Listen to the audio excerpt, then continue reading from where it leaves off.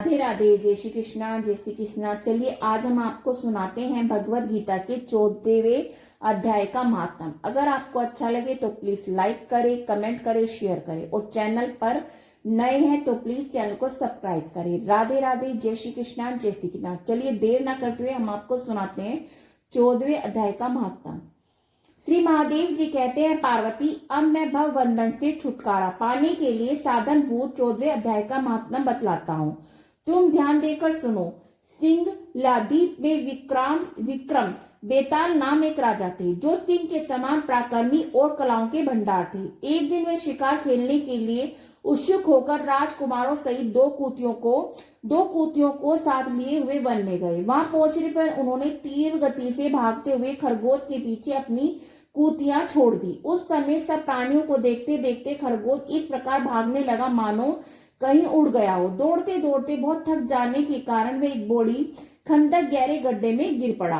गिरने पर वह कुतिया के हाथ नहीं आया और उस स्थान पर जा पहुंचा जहां पर वातावरण बहुत ही शांत था। वहां हरिणी निर्भय होकर वह सब वृक्षों की छाया में बैठे रहते थे। बंदर भी अपने आप टुकर गिरे हुए नारियल के फलों और पके हुए आमों से पूर्ण तृप्त रहते थे। वहां सिंह हाथी के बच्चों के साथ खेलते और सांप निडर होकर मोर की पंखों में घुस जाते। उस स्थान पर एक आश्रम के भीतर वत्सी नामक मुनि रहते थे जो जितेंद्रिय एवं शांत स्वभाव से निरंतर गीता के 14 अध्याय का पाठ किया करते थे। आश्रम के पास ही वस्त मुनि के निवासी शिष्य अपना पैर धो रहे थे। ये 14वें अध्याय का पाठ करने वाले थे। उसके जल से वहां की मिट्टी गीली हो गई। खरगोश का जीवन कुछ शेष था। वह हाफता हुआ आकर उसी कीचड़ में गिर गया।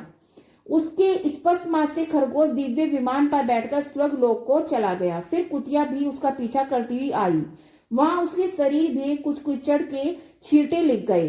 फिर भूख प्यास की पीड़ा से रहित हो कुतिया का रूप त्याग कर उसने दिव्यांग अंकार रमणीय रूप धारण कर लिया। गंधर्वों से सुशोभित दिव्य विमान पर आरूढ़ हो वह भी स्वर्गलोक को चली गई। यह देख मुनि के मेधावी शिष्य स्कंद हंसने लगे। उन दोनों के पूर्ण जन्म के वैर का कारण सोचकर उन्हें बड़ा विस्मित हुआ। उस समय राजा के नेत्र भी आश्चर्य से चकित हो उठे। उन्होंने बड़ी भक्ति के साथ प्रणाम करके पूछा, व्यापर नीच योनि में पड़े हुए दोनों प्राणी कुतिया और खरगोश ज्ञानहीन होते हुए भी जो स्वर्ग में चले गए, इसका क्या कारण है? इसकी कथा सुनाइए। शिष्य ने कहा, भूपाल इस वन में वत्सी नामक ब्राह्मण रहते हैं। वे बड़े जितेंद्रिय महात्मा हैं। गीता के 14वें अध्याय का सदा जप किया करते हैं। मैं उन्हीं का शिष्य हूँ। मैंने भी ब्रह्मा विद्या में विषय प्राप्त की है। गुरु जी की भांति मैं भी 14वें अध्याय का प्रतिदिन जाप करता हूँ। मेरे पैर धोने के जल में लौटने के कारण मैं खरगोश कुतिया के साथ ही स्वर्गलोक को प्राप्त हुई।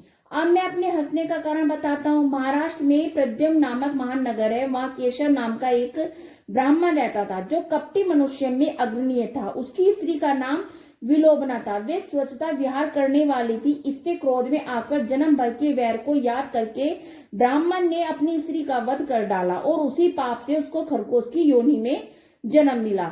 ब्राह्मणी भी अपने पाप के कारण कुतिया हुई। श्री महादेव जी कहते हैं, ये सारी कथा सुनकर श्रद्धालु राजा ने गीता के 14वें अध्याय का पाठ आरंभ कर दिया।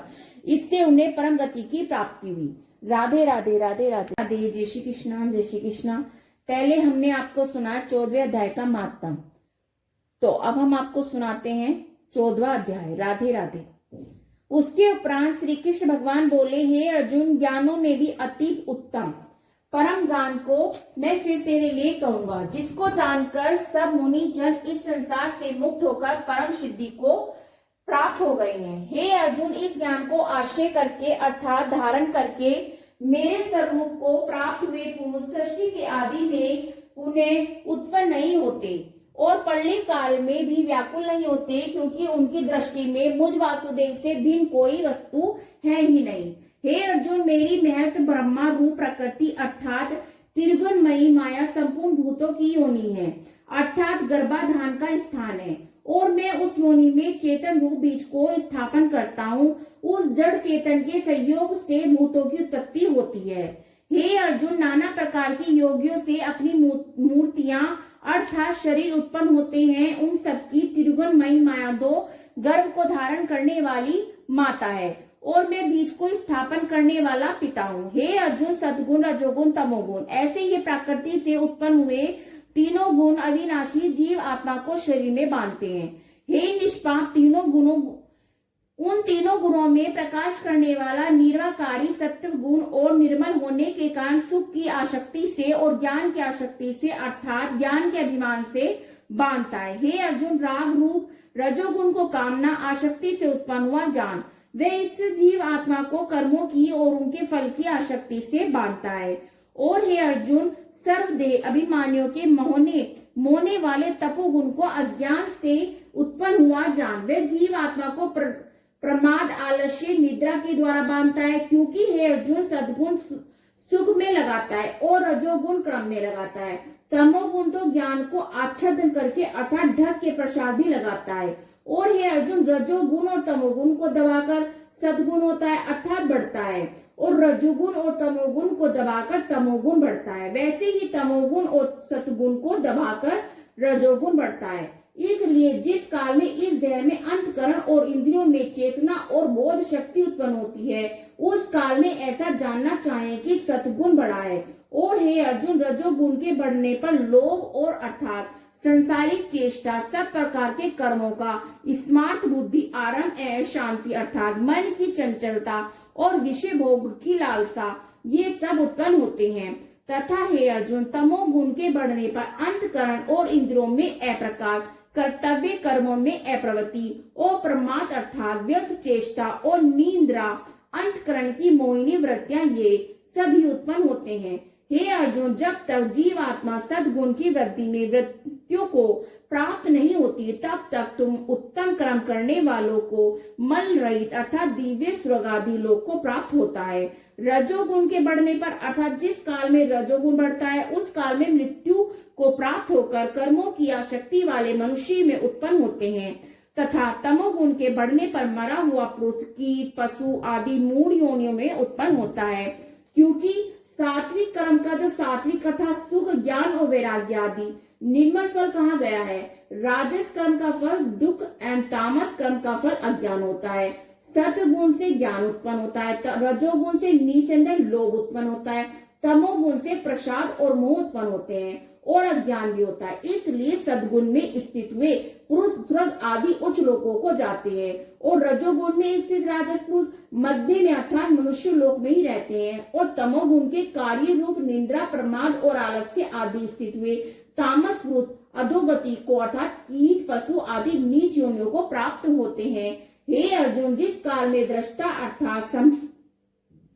दृष्टा अथवा समष्टि चेतन में एक ही भाव से स्थित हुआ साक्षी को तीनों गुणों के सिवाय अन्य किसी को करता नहीं देखता अर्थात गुण ही गुण बताता है, ऐसा देखता है और तीनों गुणों से अति परे सच्चिदानंद स्वरूप उस परमात्मा को ही तत्व से जानता है, उस काल में वह पुरुष मेरे स्वरूप को प्राप्त होता है। तथा यह पुरुष इन स्थूल शरीर की उत्पत्ति के लिए कारण तीनों गुणों को उल्लंघन करके जन्म, मृत्यु, वृद्ध अवस्था, सब प्रकार के दुखों से मुक्त हुआ परम आनंद को प्राप्त होता है। इस प्रकार भगवान के रहस्य युक्त वचनों को सुनकर अर्जुन ने पूछा, हे पुरुषोत्तम, इन तीनों गुणों से अतीत हुआ पुरुष किन किन लक्षणों से युक्त होता है और किस किस प्रकार के आचरणों वाला होता है, तथा हे प्रभु, मनुष्य किस उपाय से इन तीनों गुणों से अतीत होता है। इस प्रकार अर्जुन के पूछने पर श्री कृष्ण भगवान बोले, हे अर्जुन, जो पुरुष सद्गुण कार्य रूप प्रकाश को, रजोगुण के कार्य रूप प्रवृत्ति को और तमोगुण के कार्य रूप मोह को भी